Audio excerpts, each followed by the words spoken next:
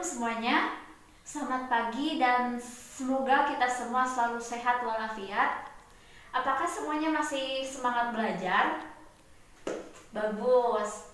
Nah, sebelum kita mulai pembelajarannya, Ibu mau tahu dulu semuanya ada yang tidak hadir? Hadir semua? Oh iya, bagus. Sebelum pembelajaran dimulai, Ibu mau bertanya, ada yang tahu kita hari ini mau belajar apa? Tidak ada yang tahu. Oh, kalian tadi malam pasti tidak belajar ya? Nah, jadi hari ini kita akan belajar tentang gaya. Ada yang tahu tidak gaya itu apa? Oh iya Rinaldi, apa itu gaya? Oh, bagus jawabannya. Ada yang tahu lagi? Oh ya Susi, apa itu gaya? Oh, bagus ya, kalian semua sudah berani untuk berpendapat. Jawaban kalian itu sebenarnya gak ada yang salah.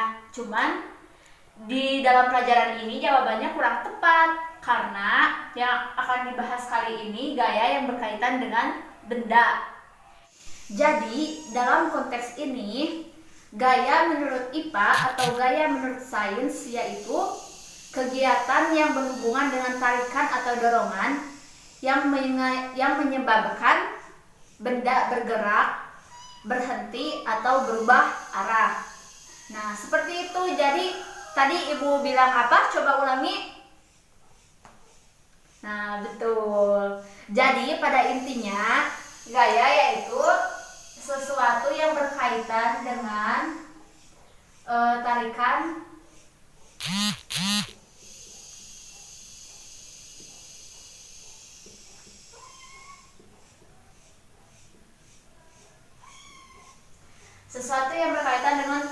dan dorongan. Nah, jadi anak-anak, sebenarnya dalam kehidupan sehari-hari kita ini sering sekali melakukan gaya itu. Gaya yang bukan berkaitan dengan gaya berpakaian atau gaya rambut kalian atau gaya pakai kerudung. Nah, tapi bukan dalam konteks itu ya. Maksudnya itu berkaitan dengan gaya yang berkaitan dengan tarikan dan dorongan tersebut. Misalnya kita saat membuka menutup pintu, misalkan kita saat memasuki ruangan. Nah, kita itu kan sering sekali melakukan mendorong pintu atau membuka pintu. Nah, itu disebut gaya. Coba pada saat apa lagi kita melakukan gaya dalam kehidupan sehari-hari? Ya, betul. Apalagi coba Susilawati? Ya, jawabannya betul ya. Ada banyak sekali kegiatan-kegiatan kita di kehidupan sehari-hari yang berkaitan dengan gaya. Salah satunya tadi membuka menutup pintu, tarikan dan dorongan itu. Kemudian pada saat kita menendang bola, nah itu terjadinya dorongan ya pada bola tersebut. Nah, kemudian kita melakukan gaya itu pada saat nah iya betul Rizka, mendorong meja juga termasuk kegiatan gaya. Kemudian kita kan di rumah ada laci. Nah, itu pada saat kita menarik laci tersebut itu merupakan gaya. Ayo coba sekarang setelah kita menyebutkan dan setelah kita mengetahui gerakan-gerakan gaya atau kegiatan-kegiatan gaya itu, hanya sekarang lihat ke depan. Ibu akan melakukan suatu gerakan mendorong papan tulis ini. Nah, kegiatan mendorong ini disebut apa? Iya, betul, gaya. Nah, kalau seperti ini Ibu tarik lagi. Ini disebutnya gaya. Betul sekali. Kemudian kita bisa lanjut untuk supaya kalian lebih paham ya. Ibu akan memberikan contoh langsung dari kegiatan membuka menutup pintu. Mari kita lihat dulu ke sebelah sini semuanya. Dapat kita lihat ya, pada saat kita menarik pintu ini, tuh, sebenarnya kita telah melakukan gaya. Kemudian pada saat kita mendorong, nah, itu pun gerakan gaya. Atau contoh lainnya apalagi ya anak-anak? Nah, ini ada kursi ya. Pada saat kita mendorong seperti ini tuh, pada saat mendorong dan menarik suatu benda, benda tersebut berubah tidak? Berubah. Apanya yang berubah? Arahnya, iya betul, arahnya juga berubah. Nah, kemudian apa lagi yang berubahnya? Nah, iya betul, tempatnya jadi berubah, posisinya jadi berubah. Tadi asalnya itu kursi ada di sini. Kemudian setelah ibu dorong, kursinya jadi ada di sana. Nah, seperti itu ya anak-anak. Sekarang kalian sudah paham kan materi tentang gaya ini? Gaya yang merupakan suatu tarikan dan dorongan? Iya, bagus sekali kalian sudah paham. Nah, jadi sekarang kita lanjut ke materi atau ke pembahasan yang kedua, yaitu tentang pengaruh gaya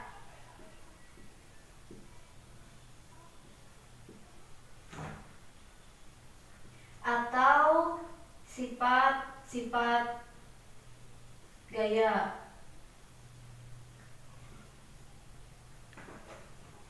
Nah, setelah kita memahami tentang konsep dasar atau pengertian dari gaya tadi, kalian ada yang bisa menyimpulkan tidak apa itu pengaruh gaya atau sifat-sifat gaya? Tidak tahu? Masa tidak ada yang tahu? Tadi kan ibu sudah menjelaskan tentang pengertiannya. Ibu juga sudah memberikan contoh tentang contoh dari gaya tarikan dan dorongan tadi ya, dari benda itu. Nah, dari kegiatan tadi kita pasti bakalan tahu apa itu pengaruh gaya atau sifat gaya. Jadi kalau kalian tidak dapat menyimpulkan ya, pengaruh gaya atau sifat gaya itu ada tiga. Ada tiga ya anak-anak. Nah, yang pertama, gaya dapat mengubah suatu benda. Nah, kalau yang ini ibu belum memberi contoh ya tadi. Tapi kalau yang kedua, pengaruh gayanya itu gaya dapat mengubah arah benda. Tuh kan tadi ibu sudah memberikan contoh dari arah, jadi dari gaya mengubah arah benda.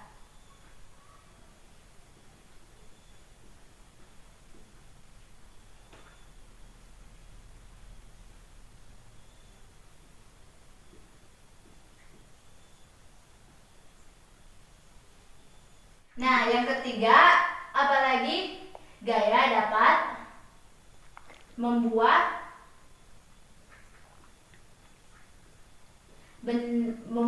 bergerak atau berhenti. Nah, jadi kan tadi ibu sudah memberi contoh. Yang pertama itu menggeser papan tulis, membuka mendorong pintu, membuka menutup pintu, dan yang ketiga itu mendorong dan menarik kursi ya. Nah, dari kegiatan yang tadi itu kita telah mencontohkan pengaruh gaya yang kedua dan yang ketiga ini, di mana yang merubah arah gerak benda. Misalnya tadi kursi yang didorong itu di posisi A ya, di posisi sini. Kemudian ibu dorong. Nah, jadi ke sini, didorongnya ke sini. Jadi yang awalnya posisi benda di sini itu bisa berubah jadi ke situ. Nah, itu yang disebut dengan merubah arah gerak benda. Yang ketiga ini membuat bergerak atau berhenti. Ibu bisa memberi contoh lagi dari kelereng ini. Ada yang tahu kan semuanya kelereng ini? Pasti semua anak laki-laki di sini pernah memainkan ini kan? Nah, iya. Ini itu sebenarnya contoh dari gaya dan merupakan sifat-sifat gaya juga. Nah, di mana ibu akan memberi contoh misalnya di sini ya. Menggelindingkan, menggerakkan kelereng. Nah, dari sini ke sini. Tuh, kan berubah ya arah gerak bendanya jadi berubah. Kemudian ibu juga jadi melakukan membuat kelereng ini bergerak. Tuh. Kan kelerengnya jadi bergerak, itu merupakan suatu sifat gaya atau pengaruh gaya terhadap benda. Kemudian setelah bisa menggerakkan benda, kita juga bisa memberhentikan benda. Itu kemudian bendanya jadi berhenti, dan itulah pengaruh gaya terhadap benda. Bagaimana sampai sini? Kalian semua ada yang ingin ditanyakan? Sudah paham? Gimana Susi? Ada yang mau ditanyakan? Oh tidak. Baiklah, semoga kalian semua paham ya.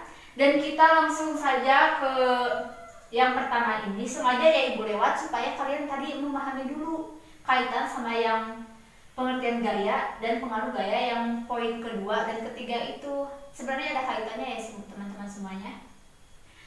Nah, yang pertama, pengaruh gaya itu, gaya dapat merubah bentuk benda.